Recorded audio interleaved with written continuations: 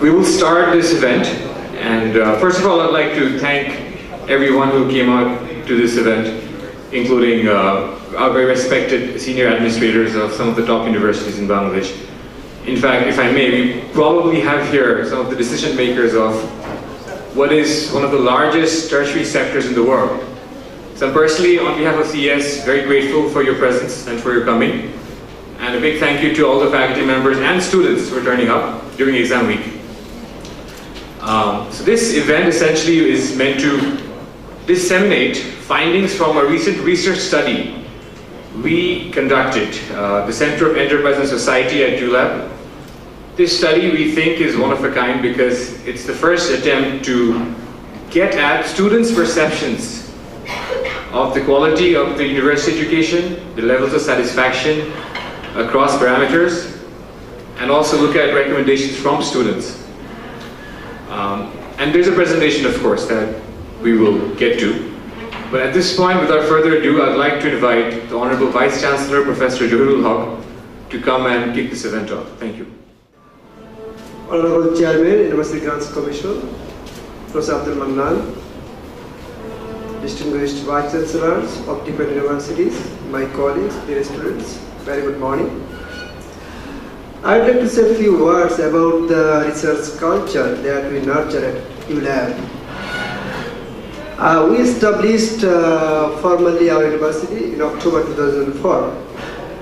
And from the very beginning, our board members requested and encouraged us highly to spend money for quality research. Then, our former Vice Chancellor, Professor Imran Rahman, and my former colleague, Professor Brian Smith, worked hard to establish a solid research culture at ULAB. And by now we have 6 research centers, which is unique in this country. For example, we have CES, Center for Enterprise and Society, and CES already has established as one of the premier research centers in this country. Then we have Center for Archaeological Studies. We have Center for Advanced Theory, which is running by Professor Salimullah Khan. We have another research center, it is called Center for Bangla Studies. Professor Emeritus Professor of Islam is leading that center. Apart from the research centers that we have another research wing, we call it Faculty Research Office. Under that, we also offer different research grants for the faculty members. In addition to that, we have another way to conduct research. We give individual department research budget to conduct research.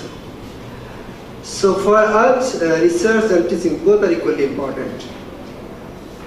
And we are very glad that our Center for Enterprise and Society has conducted this survey. This is unique and significantly important for us because in our country, we are doing for the first time. In the West, it is very common, but unfortunately, in our country, it is very rare. So we are proud of our CES initiative, and I'd like to thank the director of Center for Enterprise Society, Mr. Shazid Amit, who conducted this research, and of course, my sincere thanks to Professor Imran Rahman, who guided to carrying this research. And I again would like to thank the very renowned professors and vice chancellors who have come and who always come to us whenever we invite them. For example, Professor Umar Rahman, one of our great well-wishers, Professor Salam Ali, Professor Jamil Chaudhary sir, Professor Abdullah, Professor Parveen Hassan, and of course our internal professor Syed Manzur Islam. I am really thankful to all of you. Thank you very much. Since we have a series of segments to this event, we will get to the presentation. I'll try to keep this as brief as possible. I'll try to wrap this up within 25 minutes.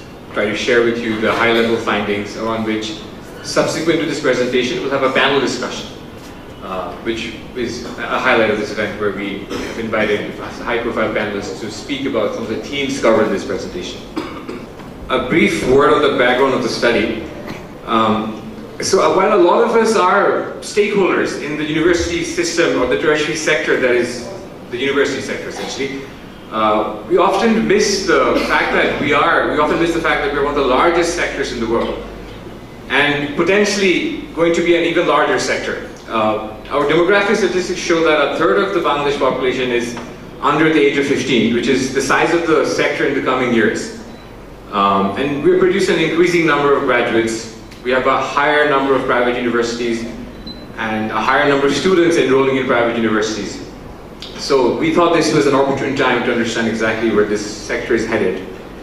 As you know, this is a student satisfaction survey with the goal that it will generate awareness among civil society members, of course, stakeholders in the private and public sector, including the University Grants Commission, to address things that emerge from this study. In terms of sampling, very briefly, we have, it's a small sample, but a statistically significant sample. It's a sample of 460 students. The ratio you see of private to public is inconsistent with the national ratio of private to public. In terms of findings, first of all, this is a finding that shows overall satisfaction. So which is a positive finding from the survey, that 2/3 are satisfied with their experience. This is higher than what is usually reported at even Western surveys or surveys based in the West. And the primary reasons identified for satisfaction happen to be pedagogy or teaching skills and methods, which is interesting and welcoming. And it seems that faculty's attitude towards students counts for a lot in generating positivity among students. Interestingly, the #1 reason for dissatisfaction was their lack of mental health or well-being. Now, those of you who are interested in how surveys are done, we had a pilot we conducted before this. So these responses were at some level generated by the students themselves. And we'll return to the topic of mental health at a subsequent slide. In terms of majors, it was interesting that English majors reported the highest level of satisfaction. We personally welcome this at ULAB because of the fact that we do emphasize English, but in general though, we do want a nation with a balanced allocation, so to speak, of graduates, and not just produce a nation of BBA graduates, I'm sure. We also find that satisfaction declines in the course of a student's enrollment, as you can see from the graph to the right. Value for money is something that we wanted to understand with regard to how students perceive their education, and it turns out that less than half the students think that their education is very good value for money. The lower income groups, in fact the lowest income groups of students had a higher likelihood of thinking their education was value for money. The higher income group of students were more critical of the returns they were getting from the tuition fees they were paying. Economics majors, followed by media studies majors, reported the highest satisfaction with regard to value for money of their education. Students' experience of stress, we think this is one of the salient findings of the study. Almost 62.2% of students reported to being very stressed or somewhat stressed. And when we tried to understand stress, the criteria we looked at were coursework, assignments, exam preparation, office hours. So mostly academic stress. But we do think that this has many reasons. In addition to reasons to do with emotional mental health, we think this has to do with the fact that a lot of students we even spoke to, student-faculty ratio is roughly, the median ratio is around 40:1. But this is also because the samples in terms of universities where we survey students are some of the more recognized and slightly large universities. So we had 2 public universities and 5 private universities in the survey, and the private universities themselves are also some of the larger ones. So in terms of quality and availability of faculty members, we were surprised that almost 75% of students are satisfied with how available faculty members are, because this, from our pilot also, we learned, is very important for students. Students want faculty members to be available. An overall theme of the survey is that faculty members play a significant part in generating satisfaction. We also find that the higher income groups report higher availability of faculty members. Whether this is because they're receiving preferential treatment or not is something we can probe in a future study, but there are different findings that are generated with different income groups. This is another finding that we think is very important. We asked students how relevant to the real world or the job market they find their curriculum to be. The results show that around a third of the students think that their curriculum is very relevant and practical, and another third think that it's somewhat relevant and practical. We think that these parameters should have yielded higher response rate. And when you look at what is supposed to be the most practical of all disciplines, BBA, only 27.5% of students consider their curriculum to be very relevant. When we probe into this, we find that some of the responses have to do with the fact that the low response rate has to do with the fact that the textbooks used are often, especially in the case of business education, have a very North American orientation, which has its pros and cons, of course. And another finding we have is that faculty members are less industry oriented than desired.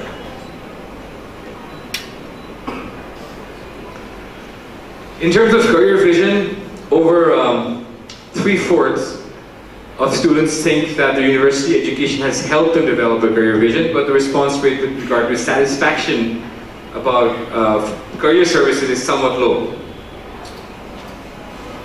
As you see from the last bullet point, out of 182 BBA students, which is a subsample, only 26.4% are very satisfied with their career services office. So this is clearly an area that is worthy of attention across the university spectrum. Mental emotional health. Our service reveals that, you see the numbers here, less than 30% report very high mental emotional well-being, and less than 30% report somewhat high mental emotional well-being. And one of the tangential positives of this is that there is greater self-reporting among students of mental emotional well-being.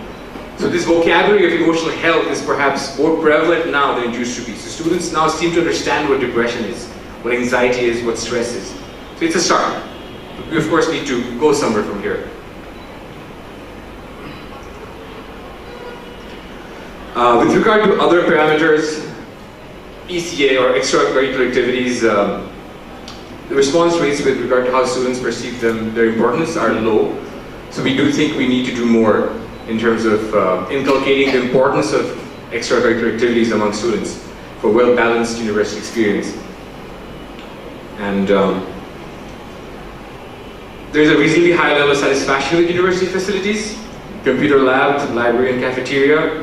Satisfaction with regard to health and hygiene is somewhat low, but these are challenges, of course, of an urban sector, and not to say that we shouldn't strive for improvement in this criteria.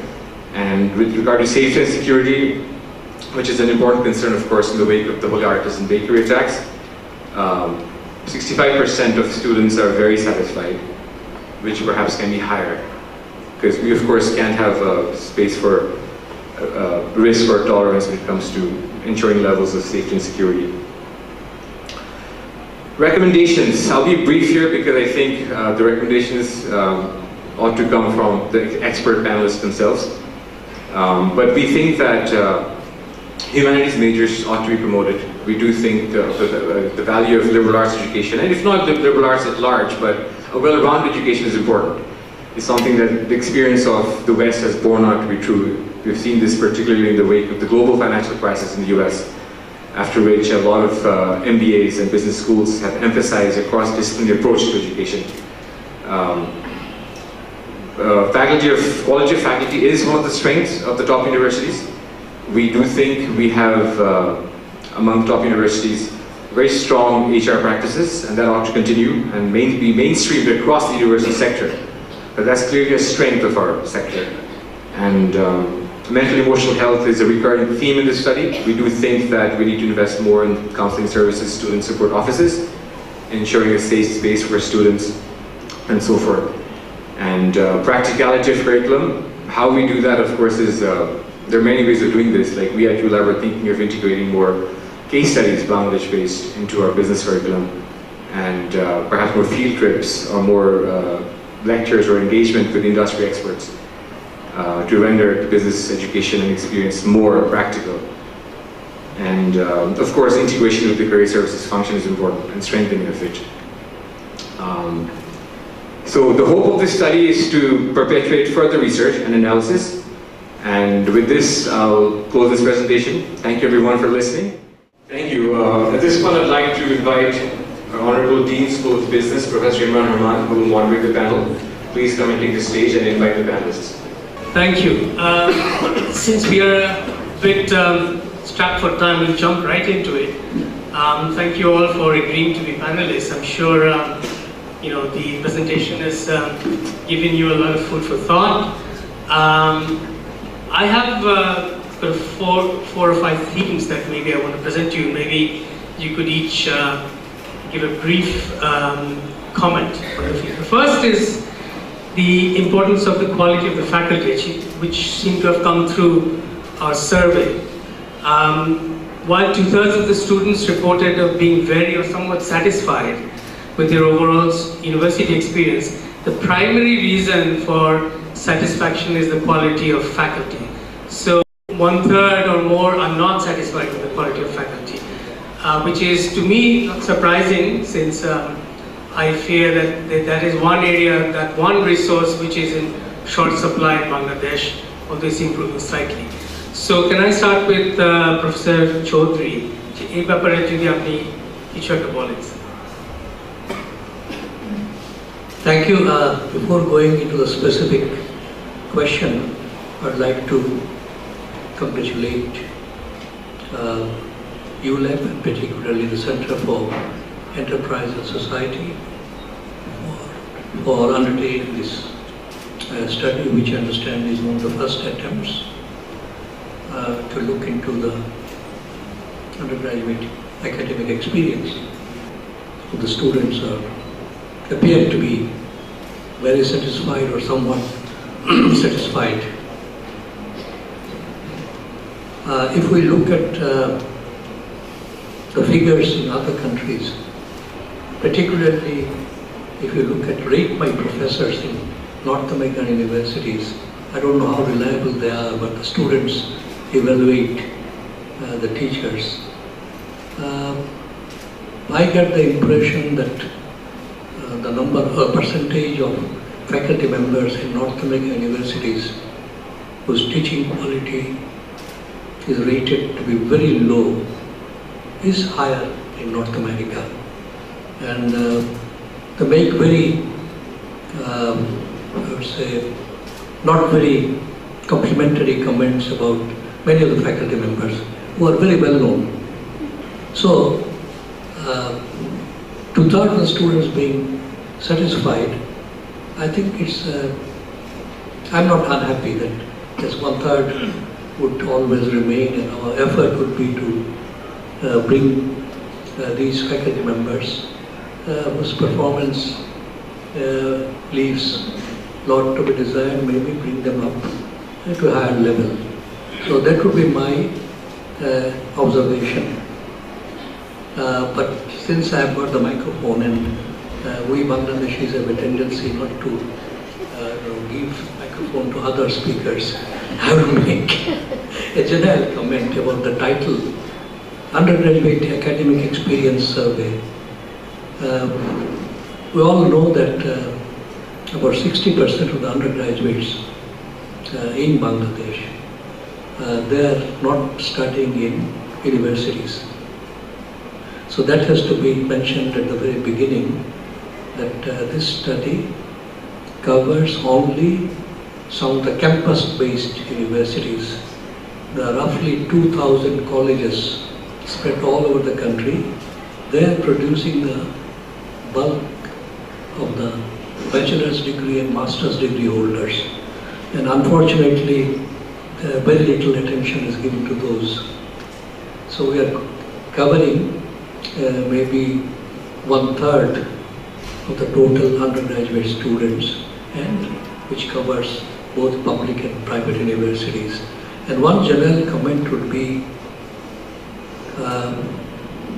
satisfaction. Obviously it varies from university to university. If we could have a look at the differentiated data, private and public universities, that would give us a better idea, because there is very little discussion about public universities in the media. The target of attack is most of the time the private universities. So since we have data from both public and private, it will be worthwhile comparing the two sets, students from public universities, students from private universities. Okay. Thank you. Thank you, sir. I'd like to add anything? I'll be brief, but I do want to thank the people who did the report. I thought it was a very comprehensive and very well thought out report, but I do have a couple of points. Let me first echo the comments of Professor Jamal Raza Chaudhary that the actual figure is that only about 15% of post-high school students are in formal universities sector. So we need to be careful about not generalizing from this study to the whole larger ambit. I think the more important point here is I'm glad that 2/3 of students are happy with their teachers, and I want to emphasize the term teaching here, because the quality of a faculty member has a lot to do with more than just teaching. But here we are focusing on the interaction between the faculty member and the students, and that is entirely in the area of pedagogy. So you might have a very distinguished researcher who's not very good at teaching. In fact, that has always been my experience. All the ULAB presidents I've ever taken a class from were lousy teachers, but they were obviously superior researchers. So we need to distinguish between teaching and research in terms of the quality of the faculty member.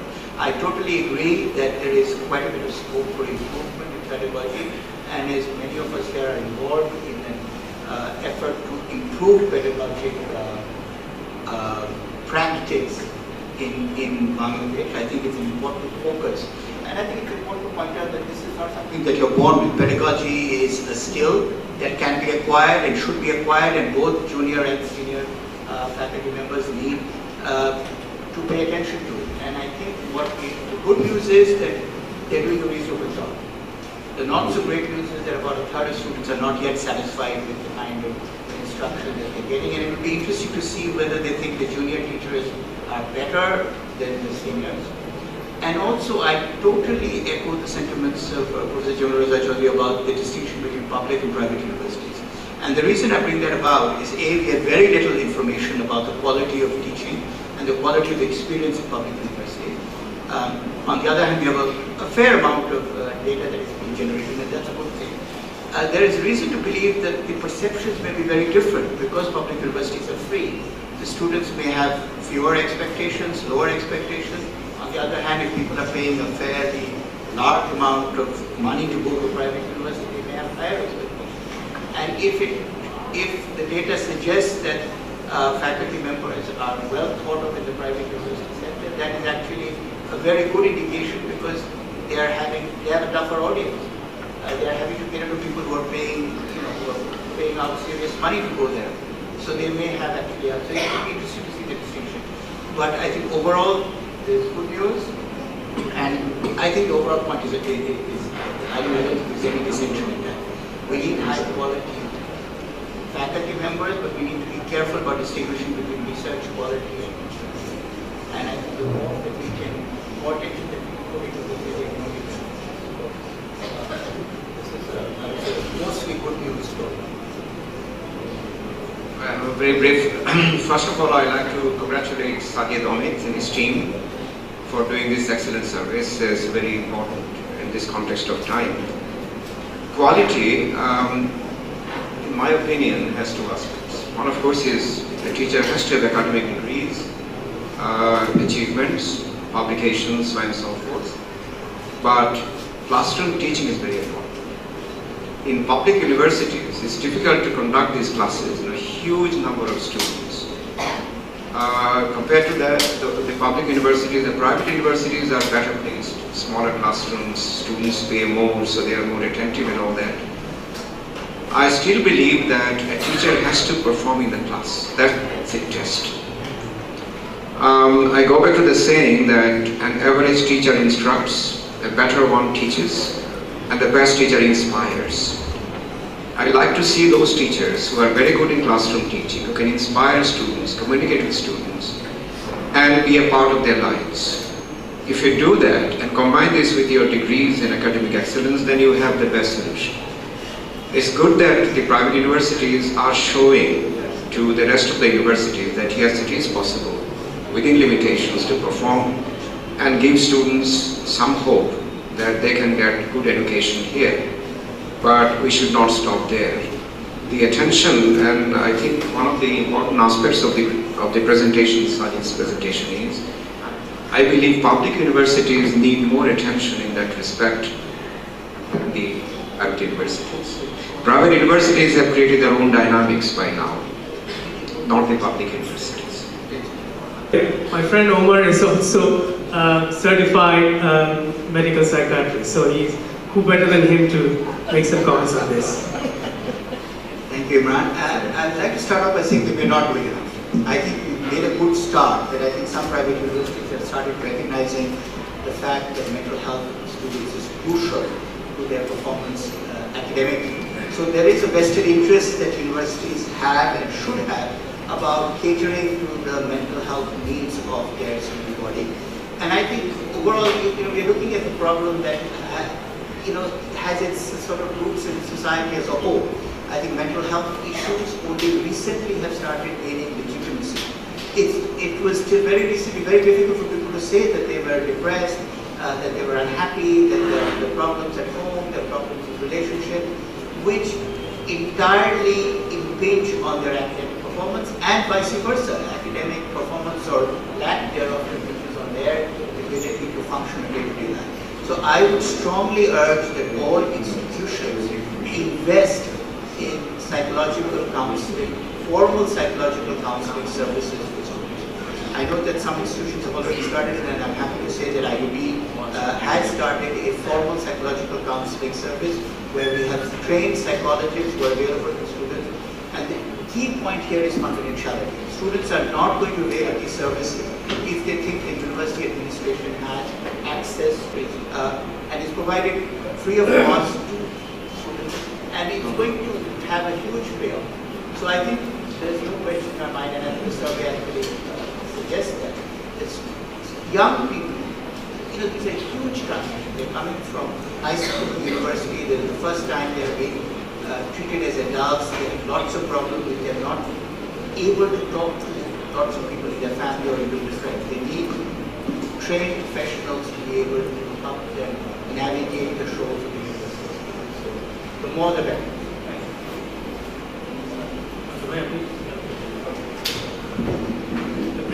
I'll just talk about the public university because Dhaka University has a clinical psychology department, and the students, their senior students there, do a lot of counseling. Apart from that, faculty of the university are sometimes asked to do the counseling. Whether you like it or not, students do keep coming to you with all kinds of problems, and it is my experience that a large number of students suffer from stress, many kinds of psychological problems which can be solved if they find a sympathetic listener and a kind of kind touch, somebody reaching out and touching their lives. That is good enough. That is something which, when problems are bigger than what they can handle, then I was a counselor in the department, and I can claim that I have really given good help to many students who came to me, mainly problems of money.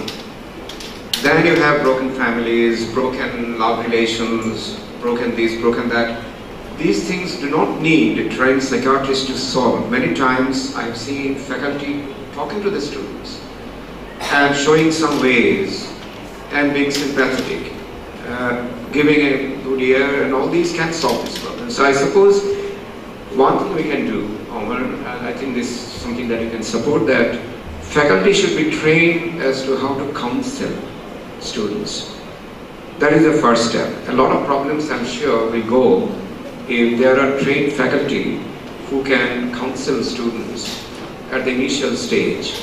And if he or she detects that this student needs advanced level of care, that person can be referred to a trained psychiatrist. That way, I'm sure the mental health problem can be solved significantly.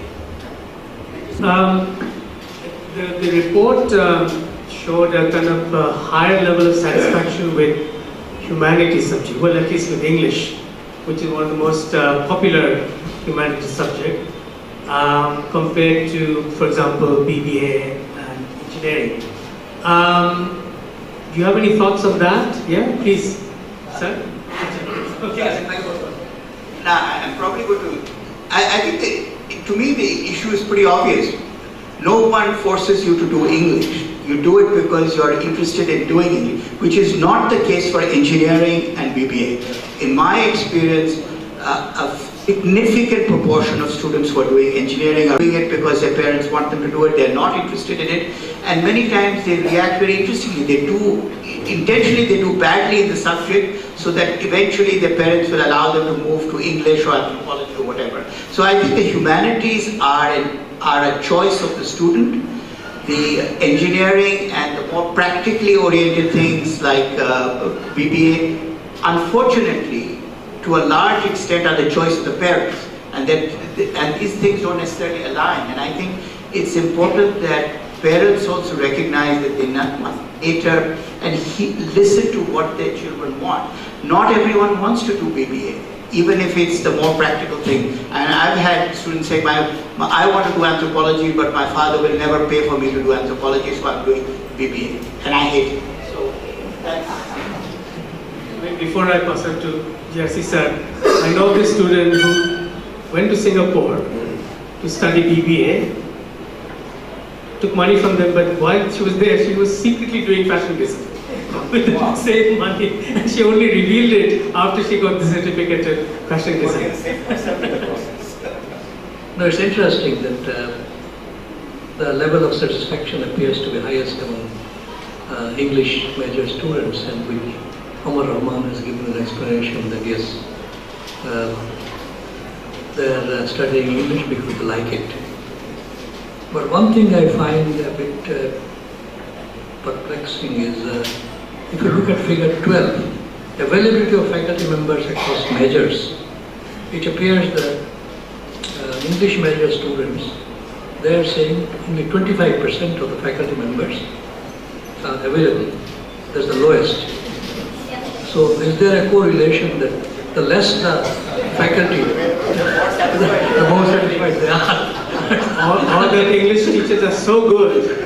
English faculty are their best. And I have one of my teachers sitting there, Praveen Hassan, and that is what most students don't feel. If you go engineering to other difficult subjects. Could it be that, in subjects like English and other humanities, there is more interaction between teachers and students compared to subjects?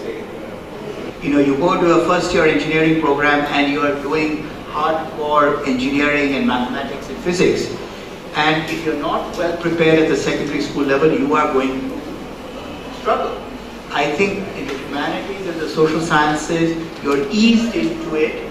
And also I think the nature of the subject is also different. I think humanities and social sciences feed the soul. I mean, when you're going into engineering, you're solving a math problem, you're solving a physics problem. It's very hard to sort of see how it's affecting you on an individual level.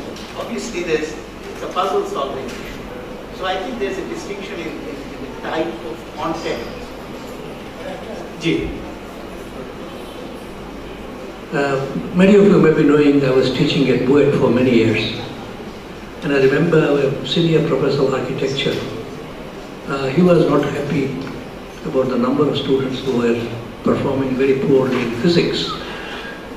So I remember he came to me, I was the dean at that time in the physics head department, and suggesting that why architecture major students performing so poorly. And we said that, sir, can't you teach physics, Bangla, etc. গল্পের মতো করে পড়াতে হয় কিনা, ফিজিক্সটা পড়াতে হবে গল্পের মতো করে, and English, with due apologies to Syed Manzurul Islam, English is teaching like golpo. So that could be one reason why the students are very happy. Physics and other science, natural sciences, engineering, the golpet moto porano jay na arki.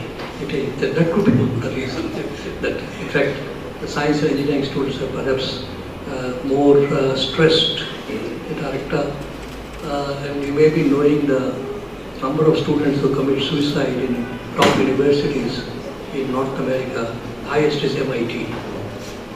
And in most of their halls of residence, they put barbed wire at the roof. Yes.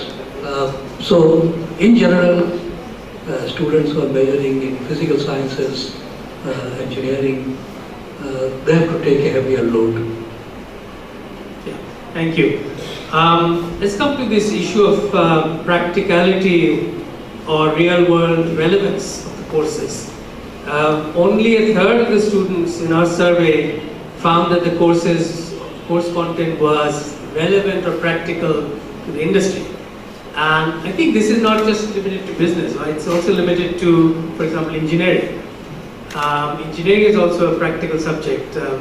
For example, we can't teach programming and not, acquaint people with how programming is done in real life.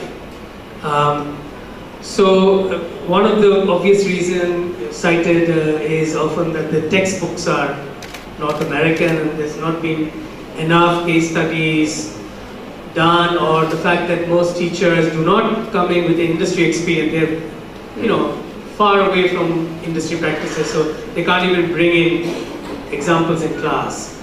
Would you like to make a comment on this? Yes, Omar? Yeah, I guess I was very puzzled by this observation because none of the students have graduated. So how do they even know whether it's relevant or not? So it seems to me that it's this problem, what I think of it's a perception gap. They're doing a math problem or they're doing some accounting exercise and they're trying to understand, well, how is this going to relate to what I'll do later on as an accountant or as a marketing professional or even. So I think first of all, you have to take it with a pinch of salt and be a little bit cautious about interpreting it. And one of my, by the way, it doesn't mean that it's not true. It may well be true, and I actually happen to think it is in fact true, that there is very little relevance between what is taught in the curriculum and what they later have to do. But I think this is not the right target audience. What you should be looking at is a survey of alumni who are out in the working world, and maybe 5 years out or whatever, and say, okay, how much did what you learned in your undergraduate experience help you? That I think would be a very relevant thing. As I said, I actually think there's quite a lot of truth in this, even though it's not clear that this is the right audience to tell us that. And one of the things that always bothers me is when you talk to HR professionals or you talk to CEOs, and they'll always tell you the same thing. What do you want in your graduates? And they'll tell you, we don't care whether they know any accounting or any engineering or anything like that. We want to make sure that they have good communication skills, i.e. that they can read, write, speak in either Bangla and or English, and that they have basic analytic skills.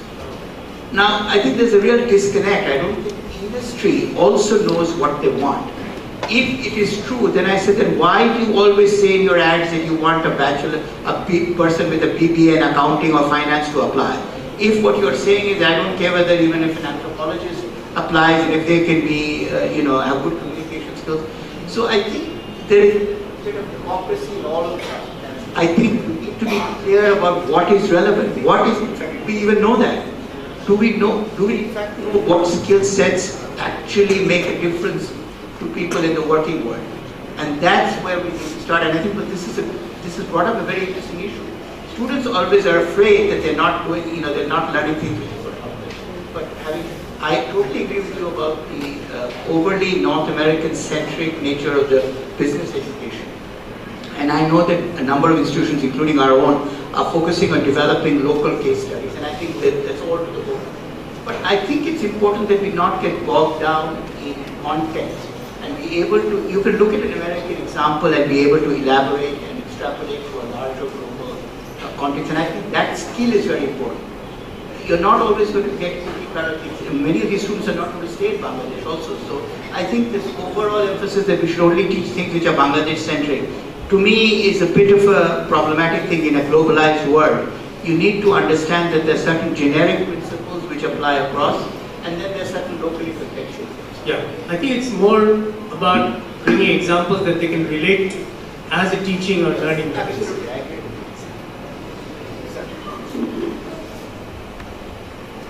I fully agree with what Omar Rahman has said about students being asked to comment on the relevance of the topics, and the observation he made that how can the students comment on whether it's relevant or not unless they go into the post-graduation career.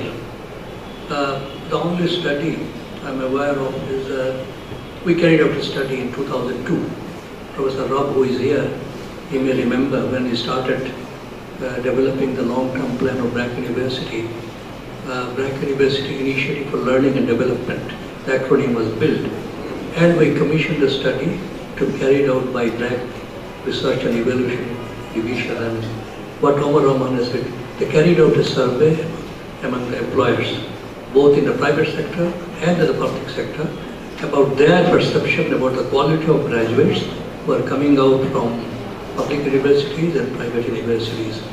And the three weaknesses they identified, one, in fact, Omar has mentioned, for example, communication skills. At that time, IT skills were very poor. I'm talking about 2002. And third is out-of-the-box thinking, or rather than reproducing whatever they learned in the textbooks. The complaint from the employers was that if we give them, they are totally at a loss. So they should be taught to think creatively rather than just replicating whatever they learned in the textbooks. So these are the three major weaknesses, and some of these still persist among many of our graduates. So that is, I think, and that survey I think is essential. At that time the alumni number was not that large, but alumni survey as well as employer survey. But one point I would like to mention that employers in Bangladesh in general, they like to have ready-made graduates who would start, they would be productive from day one of taking up employment. But in other countries, some of the countries I'm familiar with, they want graduates who have very good foundation in different disciplines, all-round graduates, and then the employers take on the responsibility of training them before they can be productive in a particular field. So there is a gap of perception looking at it from the employer's point of view and from the university's point of view. We always emphasize our responsibility is to give them a very strong and broad-based foundation, rather than producing, for example, an engineer. Immediately after graduation, he or she would start designing a bridge or a building. We give them the basic knowledge. So that gap still, I think it's a gap which persists in most universities. The employer's perception and the university, our management and teachers' perception. Thank you. Okay, so we are kind of come up to the end of this session. Just one last question or theme or for the panel to respond on very briefly is basically this. Less than half the students surveyed consider their education to be very good value for money. What are your thoughts on that? Are we providing a, I know Dhaka University is, because the monthly fee is 20 cents, which is ridiculous. I mean, it probably costs $5 to collect the 20 cents. So they're actually losing money by collecting the tuition fees. They might as well make it totally free and dismantle the whole fee collecting administration. But what do you think, Professor Manzoor, about are we giving them good value for money? Well, I belong to the old school. I refuse to put a monetary value on education. It's not a commodity that you buy and you're happy with, as if you buy one and get one free, that kind of commodity market. Education should be above monetary considerations. Now, value has many other aspects. I do not want to attach money value to education. The value should be whether education has prepared you for the world, has made a better person than you. If you consider it in this light, I suppose students will have a different orientation. So Sajid, there is a food for you to think, food for thought. If we can change our question a little bit, I mean, if people are always considering more money, then Dhaka University students should all say that we have better value than we have paid for, because they pay only 20 cents a month. This question has come because private universities have emerged with a very strong challenge to public universities, and they spend a lot of money, students pay a lot of fees. That's why I suppose value for money has come. But we should not really judge everything by market parameters. And some parameters of the market should be off limits to the education institutions. I believe that we should think about value in other terms and see if students feel that they're empowered. If a girl feels she is empowered for life, that would be the highest value we can create in our education system. If a young man coming from the village feels he is ready for the world, that is the value I suppose we should put into education, and not, I have paid 20,000 taka, like 1,500 taka, surplus is 1,500. That's a kind of a calculation which I'm not used to. Maybe I don't know. Imran, you can answer this question, because you have been teaching money for value. I'm reminded of the quote that there are people who know the price of everything but the value of nothing. And I think that's what we have. And I totally agree with sentiments. Having said that, I think the important thing to look at is whether people feel that what they're paying for is actually giving back something to them.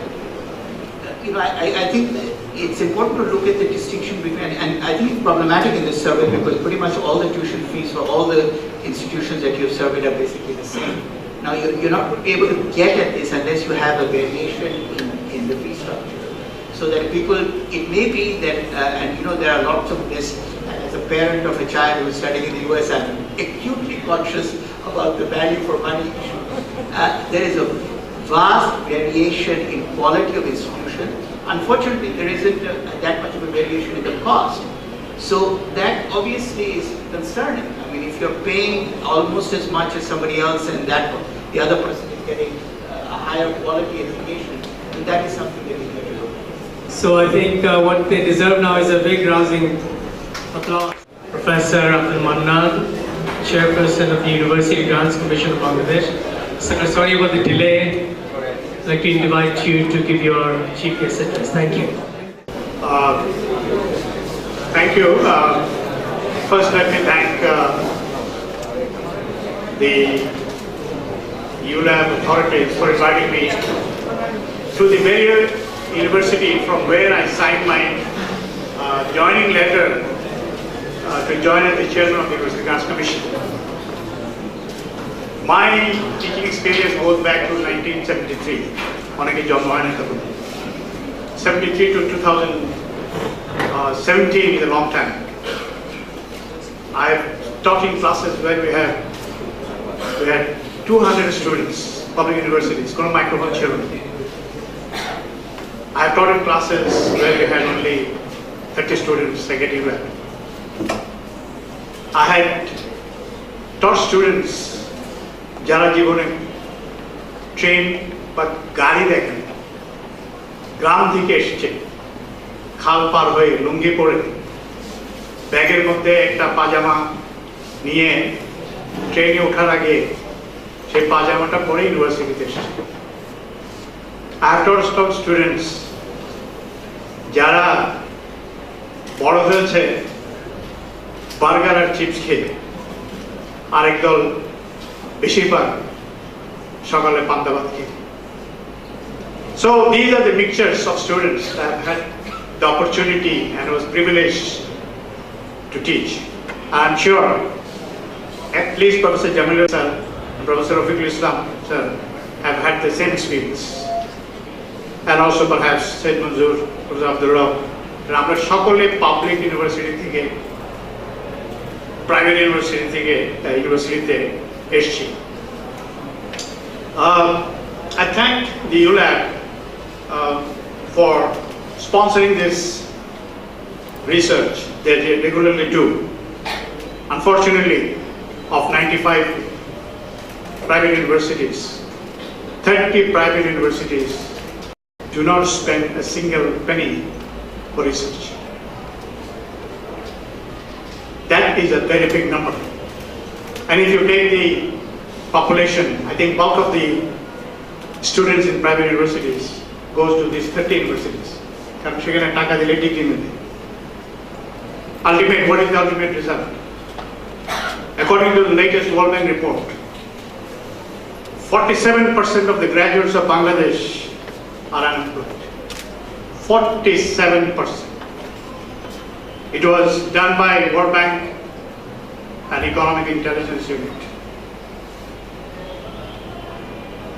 Afghanistan has 65%, we understand, because this is a country that has been, in the midst of turmoil for the last 2 decades or so. India, a country of 1.2 plus billion, 33% of graduates are unemployed.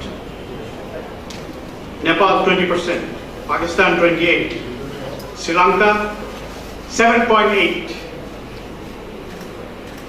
Singapore 3.6%, and neighboring countries of Singapore is 2%. The Ramadan অবস্থাটা কি? Not very encouraging. Next to that, officially 600,000 foreigners are working in Bangladesh. 6 lakh. Unofficially, it's anybody's guess.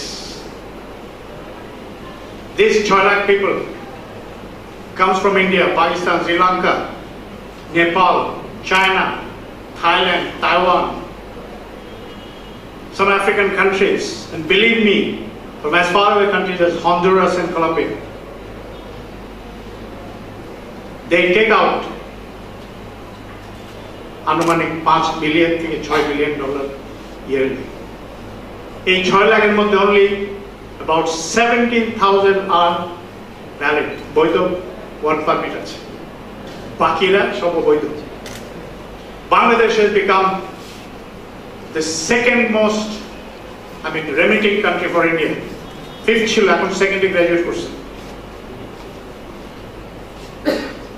And the employment these people get, they're paid at least 3 to 4 times than a local graduate.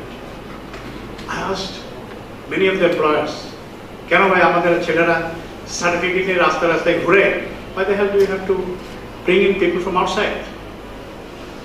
এটা সম্ভবত ওমর রহমান বলেছেন, they lack certain things. One, communication skill.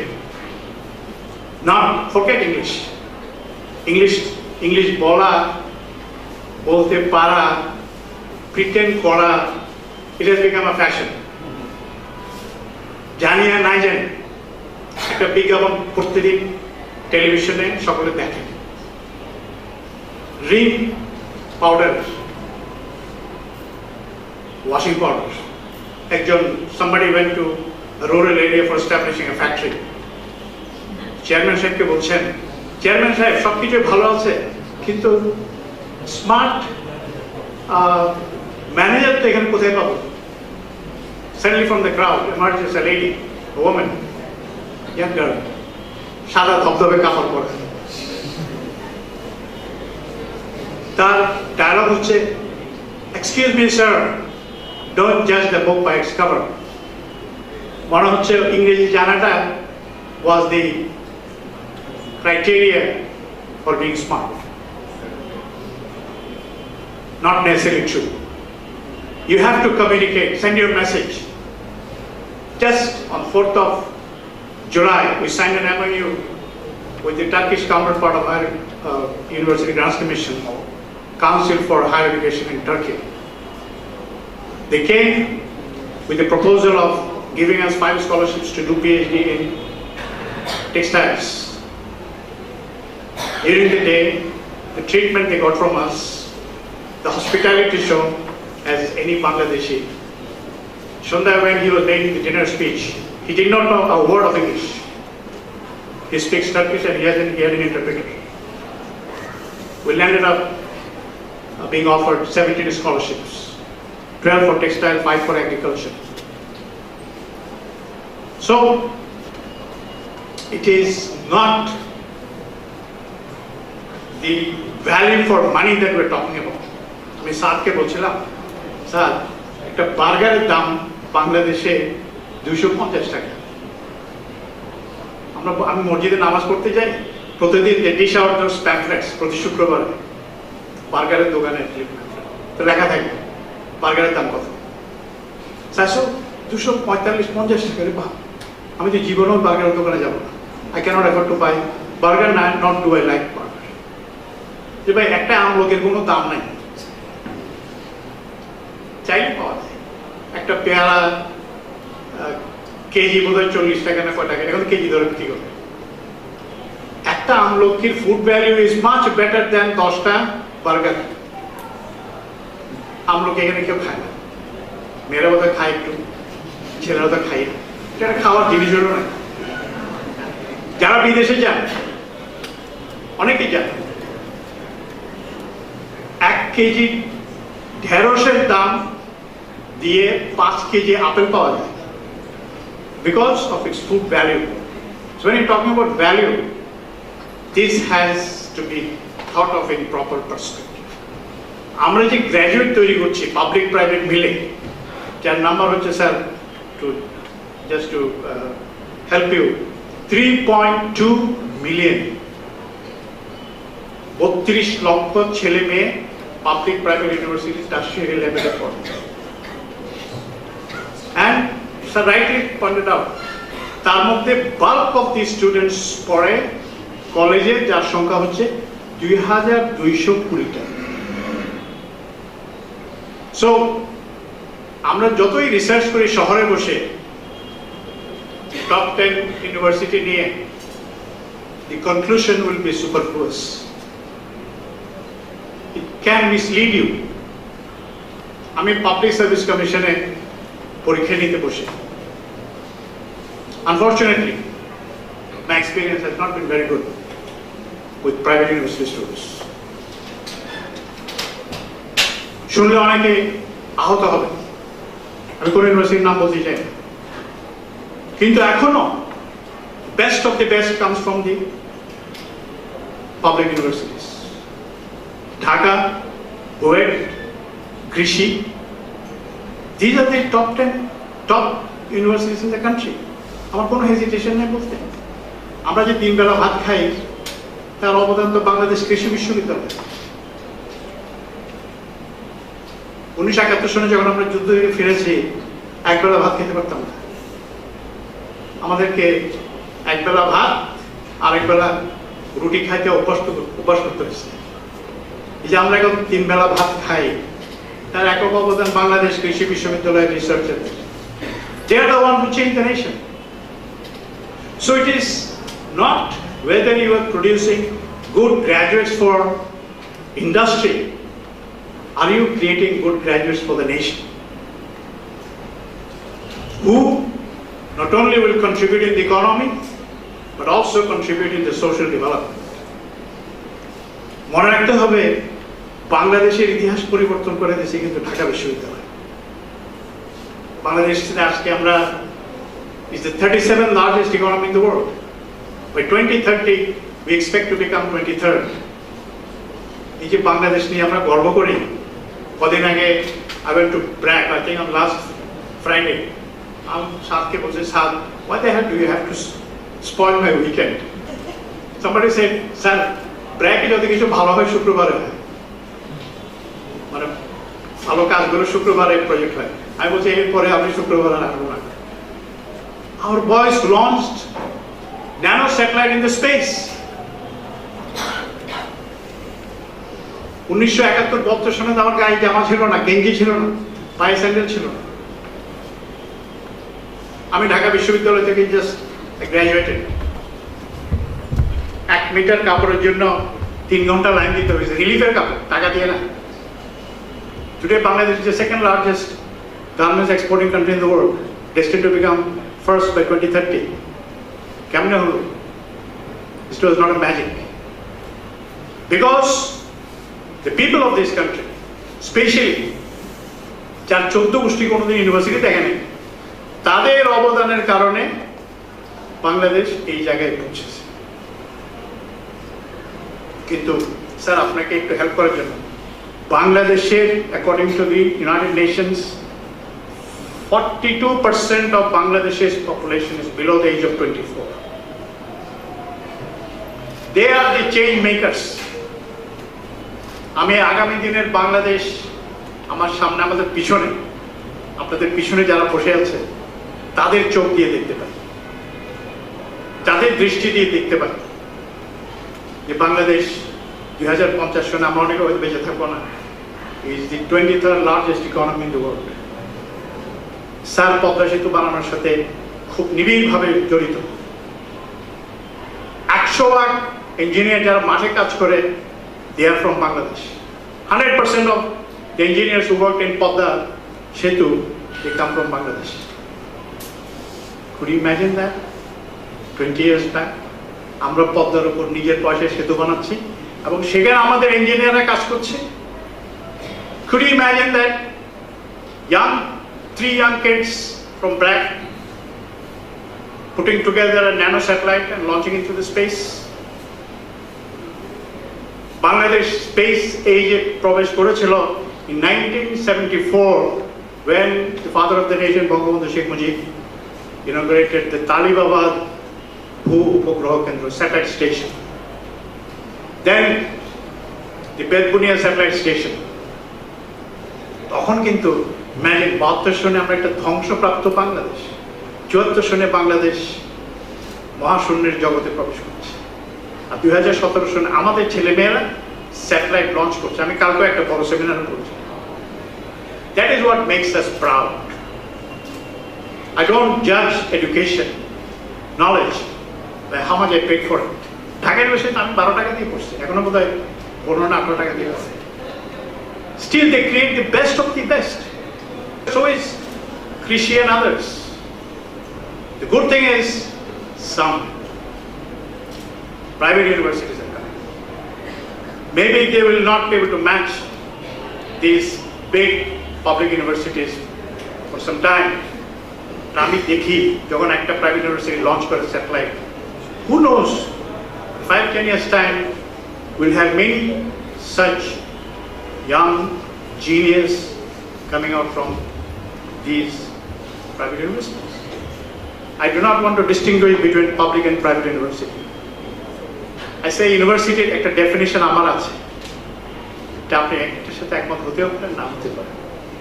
Universities are institutions that create knowledge, but that gives you a platform to create knowledge. It is a house that stores knowledge and it makes arrangements for dissemination of knowledge. তিনটা যদি সবগুলো করতে পারেন, আমরা বলতে পারি এটা একটা ইউনিভার্সিটি, মেবি ছোট আকারে। আর যদি তিনটা সবগুলো করতে না পারেন, দুটা করেন, তারপরেও ট্রাই। আর সবসময় যদি ক্লাসরুমে পড়া পরীক্ষা নিতে থাকেন আর বেতন নিতে থাকেন, ওইটা ইউনিভার্সিটি না, পাঠশালা না, কিছু। So we do have a long way to go. Satisfaction is a very relevant term, everybody is saying.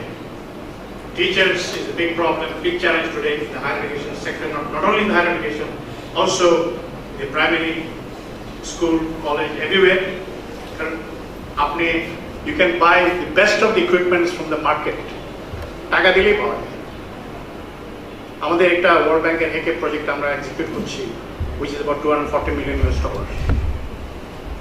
No project in Bangladesh এই 4 বছরে বলতে পেরেছে যে আমাদের progress is 80%. আমরা বলতে পারি when I took over the progress was around 23%. 2 বছরে 23 থেকে approximately 80% হয়েছে। And they are said, World Bank সাধারণত very conservative in reviewing things. So they have certain jargons. তারা বলেছে moderately satisfactory. The next is satisfactory. And said, after this project is over, they said, if the government wants, we are ready to fund $500 million starting in 2019. That is up to the government. I'm not the executing authority. So, we want to build a better nation. We want to build a competent nation. We want to build a nation where we have quality of life, at least at acceptable level, where access to good healthcare, good education, good infrastructure will be guaranteed for bulk of the population. 100% কোনো দুনিয়াতে নাই। America তো এইসব জিনিস পাওয়া যায় না, হাজার হাজার লক্ষ লক্ষ লোক আছে, স্টিল মানুষ বিনা চিকিৎসায় মারা যায় আমেরিকাতে, কারণ হেলথ কেয়ার ইন্স্যুরেন্স না থাকলে আপনি হেলথ কেয়ার করে গেলেন রাস্তার মধ্যে কেউ জিজ্ঞাসা করবে না। সেদিক থেকে আমাদের অবস্থা অত খারাপ না। আমেরিকাতে এখনো অফিসিয়ালি আনএমপ্লয়মেন্ট রেট 8 কি 9%, আনঅফিসিয়ালি বলে 15%। বাংলাদেশে সরকারি হিসাব মতে ইট ইজ লেস দেন 5%। কেন? আমাদের দেশে কিন্তু একেবারেই অথর্ব ঘরে বসে থেকে ভাত খায় লোক পাবে না, যারা বয়স হয়ে গেছে কাজ করতে পারেন তাদের কিছু করতে না পারলেও ধানমন্ডি লেকে দেখবেন যে ফ্লাস্কে চা বিক্রি করতেছে, টাকার আনএমপ্লয়েড করতে পারে। এই 7 মসজিদ রোডে অসংখ্য ডাবের দোকান আছে, সকালবেলায় ডাব এনে সন্ধ্যায় বিক্রি করে ঘরে যায়, সে আনএমপ্লয়েড না। কতজনে জানেন এই অনেক ডাবওয়ালার ছেলে কিন্তু এই বিশ্ববিদ্যালয়ে পড়ে। That is what makes us proud. অবাক হওয়ার কিছু। আরেকটা statistics, I think Omar Rahman said 1/3 of women university. The statistics is 47-53. 47% of our girls now goes to the tertiary level education. আমরা আশা করছি by 2020 this will be 50-50. নিচের লেভেলে কিন্তু মেয়েরা এখন they have crossed boys, এবং their results, আমি ছেলেদেরকে ডিমিং করার জন্য বলছি না, often better than the girls' performance are often better than the boys. আমার ভাস্তি কত বছর ঢাকা ইউনিভার্সিটি থেকে পাশ করেছে, এখন সেই জগন্নাথের টিচার। আমি জিজ্ঞাসা করলাম তোমার ডিপার্টমেন্টের রেজাল্ট কি? First, second, third, fourth, fifth 5 জনই মেয়ে, অল 5 আর গার্লস। এই ইউনিভার্সিটিতে যখন 2014-এ ক্রাইসিস চলছে, পেট্রোল বোমা চারিদিকে, আমরা ঠিক করলাম যে ইউনিভার্সিটি খোলা রাখবো। সকালে বললো যে মেয়েরা কেমনে আসবে, দেখি না আমরা খোলা রেখে আমি অবাক। ক্লাসে আই থিঙ্ক 95% মেয়ে প্রেজেন্ট, অ্যাবসেন্ট হচ্ছে ছেলেরা। ছেলেরা কই গেল? ওরা মনে করছে ক্লাস হবে না, সেই জন্য আসছে নাই। মেয়েরা কিন্তু মনে করেনি, মেয়েরা ঠিকই এত ঝুঁকি নিয়ে ক্লাসে এসছে। স্যার, এটা অবাক করার কথা। যেখানে পেট্রোল বোমার দায়ে মানে ভয়ে আমরা ঘর থেকে বের হই না, মেয়েরা ক্লাস করতে ঠিকই চলে আসছে। আমি তো স্তম্ভিত। আমি ইমরানকে বলেছি, Imran, look, our girls, they're all in the class, the boys are missing. Now, don't distinguish between boys and girls. Don't distinguish between public and private. Neither do you distinguish whether you know English or not. Can you communicate? ভালো বাংলা বলতে পারেন কি? নাটকের ভাষায় বাংলা বলতে হবে। সকলকে আবারও শুভেচ্ছা, ধন্যবাদ। Thank you very much. Thanks to the person survey. আমি রাজীবকে নিয়ে একটা সার্ভে করছিলাম, রাজীব মারা গেছে। He was together doing a survey যে public private university ছেলেরা, we took public and private universities, after class কিভাবে সময় কাটায়। We went halfway, then I left, and Rajiv, I think, kept the survey on suspension. We'll have to redo it again. Thank you very much.